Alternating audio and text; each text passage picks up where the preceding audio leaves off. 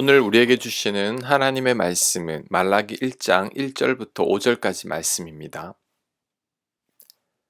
말라기 들어가기 전에 말라기 개요를 먼저 살펴보겠습니다.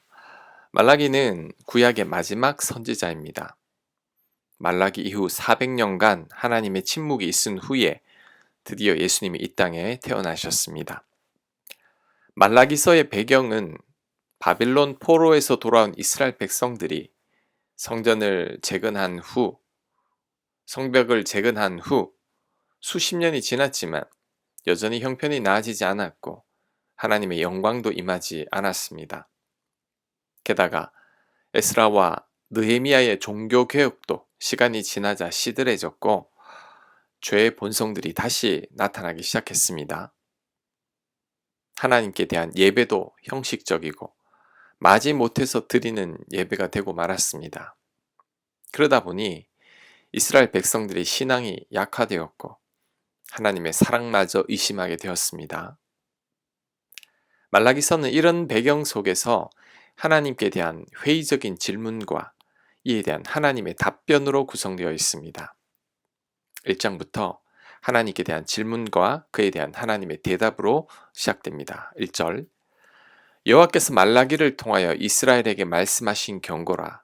여호와께서 이르시되 내가 너희를 사랑하였노라 하나 너희는 이르기를 주께서 어떻게 우리를 사랑하셨나이까 하는도다. 나 여호와가 말하노라. 에서는 야곱의 형이 아니냐. 그러나 내가 야곱을 사랑하였고 에서는 미워하였으며 그의 신들을 황폐하게 하였고 그의 산업을 광야의 이리들에게 넘겼느니라. 에돔은 말하기를 우리가 무너뜨림을 당하였으나 황폐된 곳을 다시 쌓으리라 하거니와 나 만군의 여호와는 이르노라.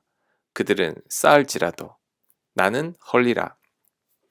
사람들이 그들을 일컬어 악한 지역이라 할 것이요 여호와의 영원한 진노를 받은 백성이라 할 것이며 너희는 눈으로 보고 이르기를 여호와께서는 이스라엘 지역 밖에서도 크시다 하리라. 아멘. 하나님께서 말라기 선지자를 통해 이스라엘 백성들을 사랑하신다고 말씀했습니다. 이에 대해 이스라엘 백성들은 회의적인 질문을 합니다. 주께서 우리를 사랑하시는 게 맞습니까? 우리를 사랑하신다는 증거가 있습니까? 이 말에 하나님께서 대답하십니다. 내가 에서가 아닌 야곱을 사랑하였기에 에서의 후손인 에돔은 황폐하고 야곱의 후손인 이스라엘은 번성한 것이다. 내가 이스라엘 백성들을 사랑하니 영원히 멸망하지 않는 것이다. 하나님의 사랑을 의심하는 이스라엘 백성들에게 하나님은 에돔의 멸망과 그리고 멸망하지 않는 이스라엘 백성들을 예로 들면서 설명했습니다. 하나님께서 이스라엘 백성들을 사랑하니까 환난과 고통 가운데서도 멸절되지 않은 것이라고 말씀합니다. 이것이 바로 하나님께서 이스라엘 백성들을 사랑하는 증거라고 말씀합니다. 오늘 말씀을 대하니 하나님의 사랑을 의심하고 따지듯이 질문하는 이스라엘 백성들이 바로 우리들의 모습이 아닌가라고 생각됩니다. 우리들도 이스라엘 백성들처럼 내 뜻대로 되지 않거나 역경을 만나게 되면 하나님 사랑을 의심합니다. 하나님께서 나를 사랑하시지 않는다고 불평합니다. 욥이 그랬죠. 욥이 전혀 예상치 않았던 고난을 당하게 되자 처음에는 믿음을 버리지 않았는데 시간이 흘러도 전혀 나아지지 않는 자신의 현실에 하나님을 원망하고 하나님께 불평하기 시작했습니다. 하나님의 사랑과 공의와 정의를 의심했죠. 하지만 결과적으로 볼 때 욥을 향한 하나님의 사랑과 마음은 변함이 없었습니다. 고난과 고통이 욥으로 하여금 하나님을 의심하게 했을 뿐입니다. 욥이 잘못 생각하고 있었던 거죠. 그래서 욥은 나중에 그의 교만함을 하나님 앞에 회개하게 되었습니다. 이처럼 우리도 고난을 만나거나 실패를 경험하거나 중병에 걸리게 되면 하나님을 의심합니다. 하나님께서 과연 나를 사랑하시는지, 과연 나에게 관심이 있으신지 회의적인 마음을 품게 되죠. 이스라엘 백성들처럼 나를 사랑하신다는 증거라도 있는지 따지게 됩니다. 나를 사랑하신다면 왜 나에게 이런 일을 허락하시는지 불만을 품게 되죠. 그런데 이때 우리들이 명심해야 할 것은 이런 생각들이 다 잘못된 생각이라는 것입니다. 우리를 향한 하나님의 사랑은 변함이 없습니다. 이스라엘 백성들을 향한 하나님의 사랑이 변함이 없었듯이 우리를 향한 하나님의 사랑도 변함이 없습니다. 그 좋은 예가 바로 십자가죠. 하나님께서 우리를 사랑하시지 않는다면 하나밖에 없는 독생자 예수님을 이 땅에 보내셨을 리가 없습니다. 예수님께서 우리를 사랑하시지 않는다면 우리를 위해 대신 십자가에서 죽지도 않으셨을 것입니다. 하지만 우리를 사랑하시기에 아들을 주셨고 예수님은 우리 대신 죽으신 겁니다.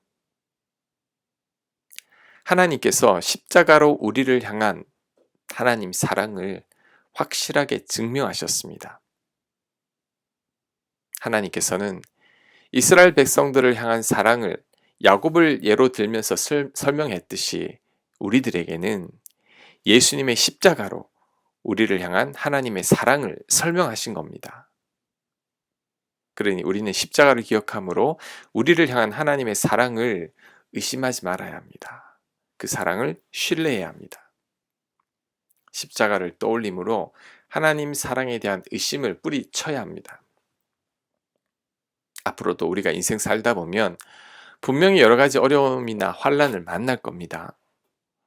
내 뜻대로 안 되고 이유 없는 고난을 만날 때도 있고 억울한 일을 당할 때도 있을 것입니다.